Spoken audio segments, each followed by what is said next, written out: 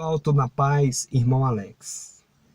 Que o Eterno possa abençoar você poderosamente. Nós vamos começar, pessoal, uma série de vídeos que nós vamos pegar aqui e começar a ler o livro de Marcos, beleza?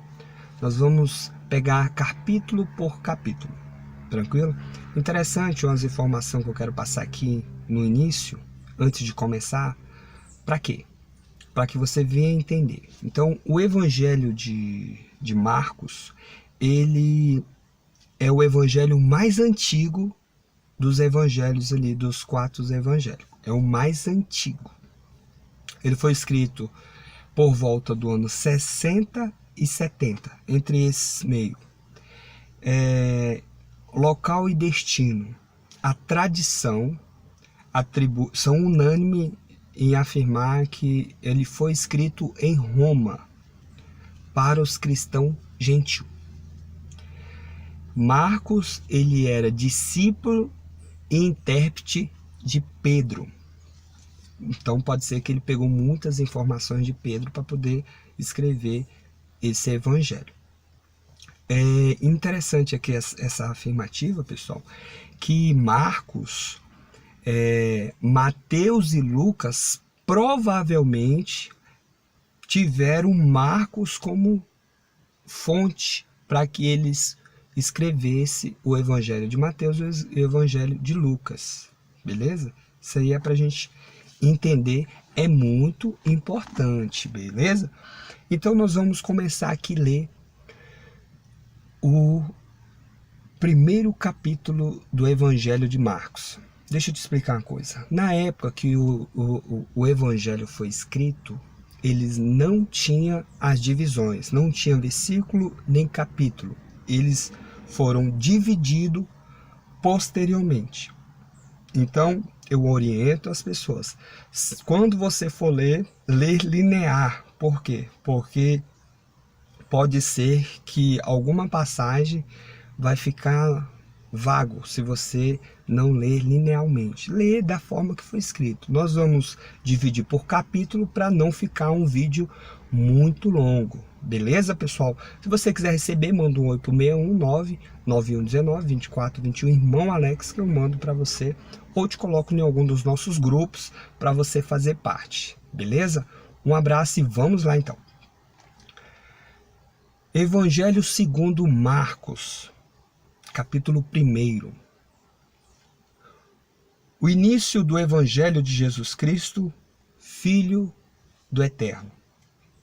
Está escrito no profeta Isaías: Eis que envio à tua frente o meu mensageiro, e ele preparará o teu caminho.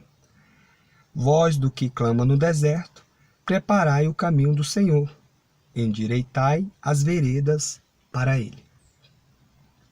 Assim veio João batizando no deserto, pregando um batismo de conversão para o perdão dos pecados. A Judéia inteira e todos os habitantes de Jerusalém saíam ao seu encontro, e eram batizados no Rio Jordão, confessando os seus pecados. João se vestia de pelos de camelo, usava um cinto de couro e um cinto de couro na cintura, e alimentava-se de gafanhotos e mel silvestre. Interessante aqui, pessoal, que você vê essa vestimenta aqui de João Batista, você se pensa assim como se fosse algo estranho, mas não. Os profetas daquela época, normalmente eles apareciam dessa forma, e as pessoas já sabiam que ali era um profeta.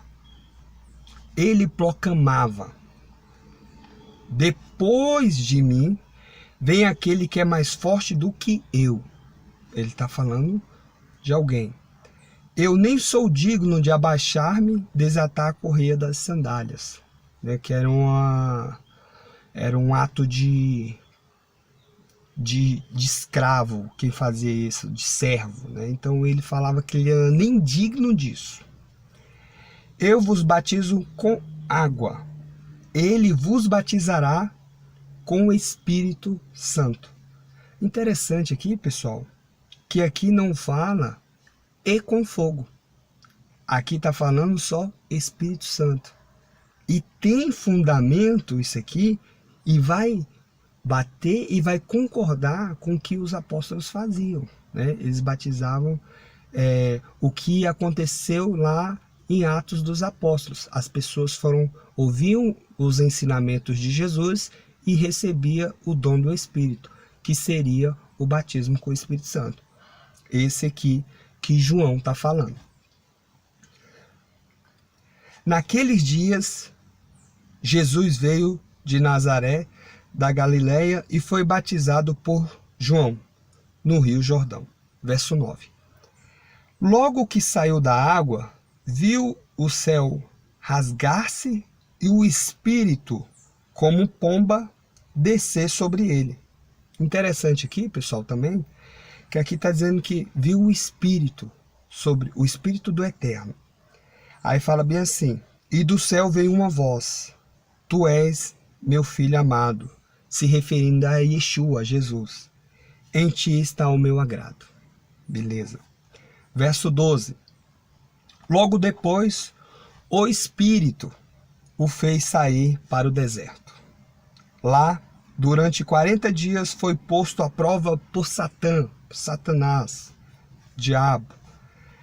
E ele convivia com as feras e os anjos o serviam. Verso 14. Depois que João foi preso, Jesus, em Yeshua, veio para Galileia, proclamando as boas novas do Eterno. Completou-se o tempo, o reino de Deus está próximo. Interessante aqui, pessoal, que ele veio, olha, o reino de Deus está próximo.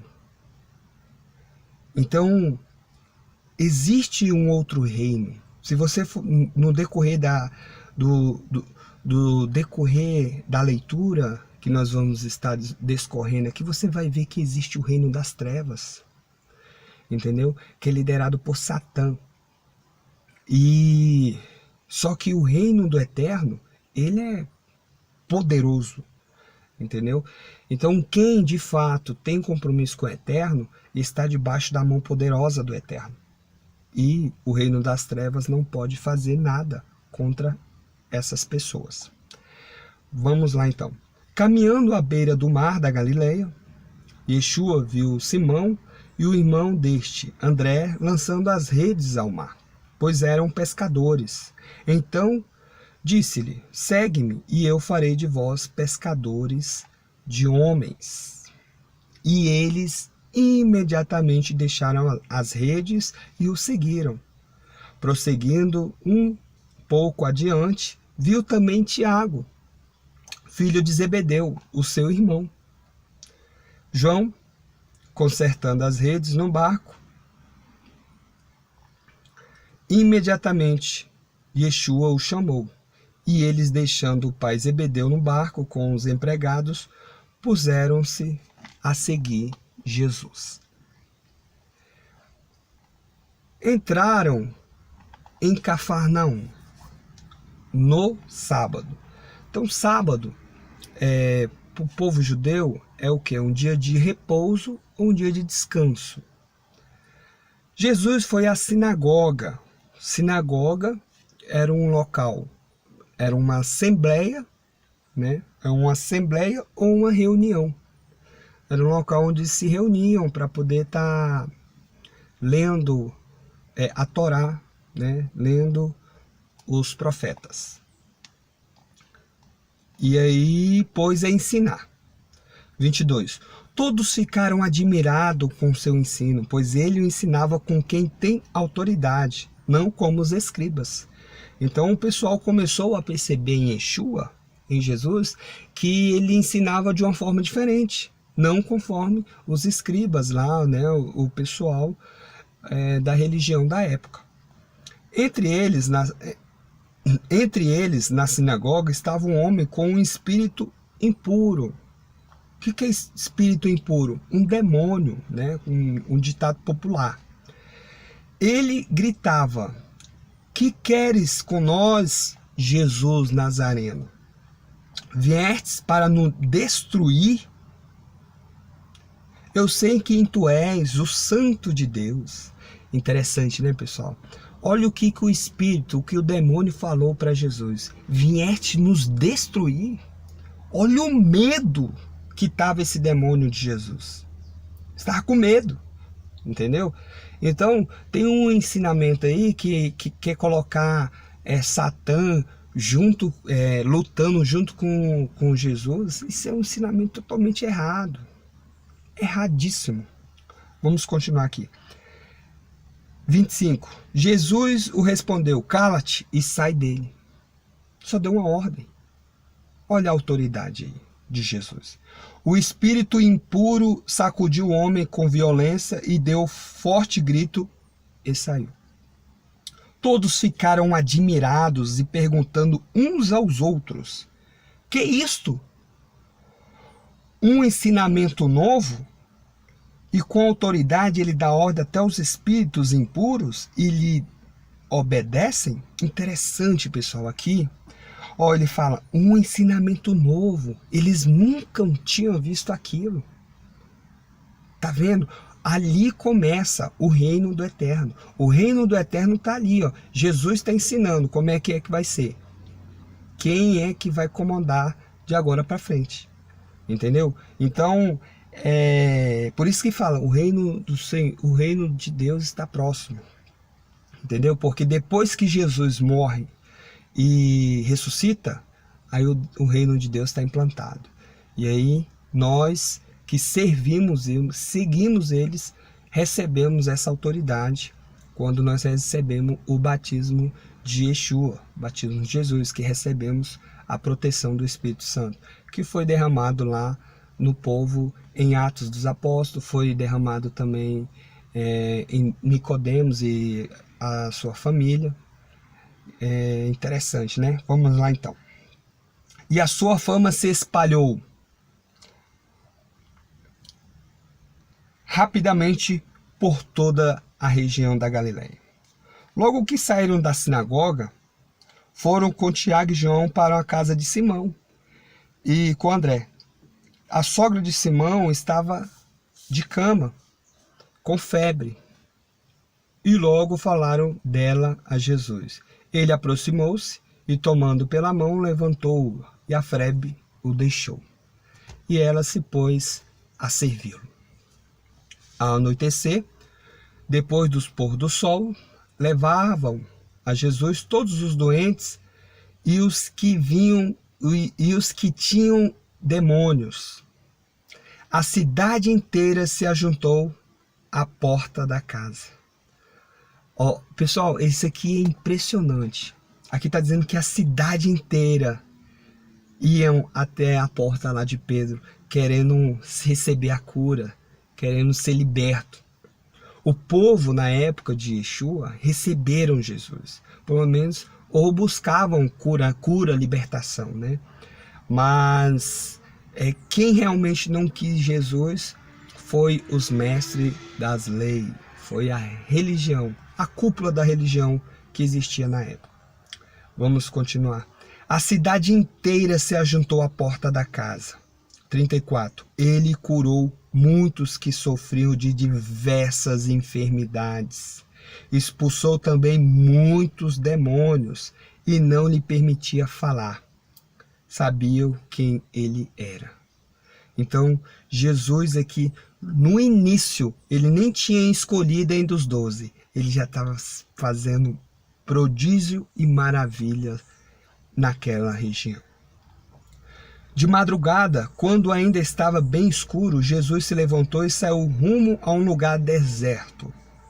Lá ele orava.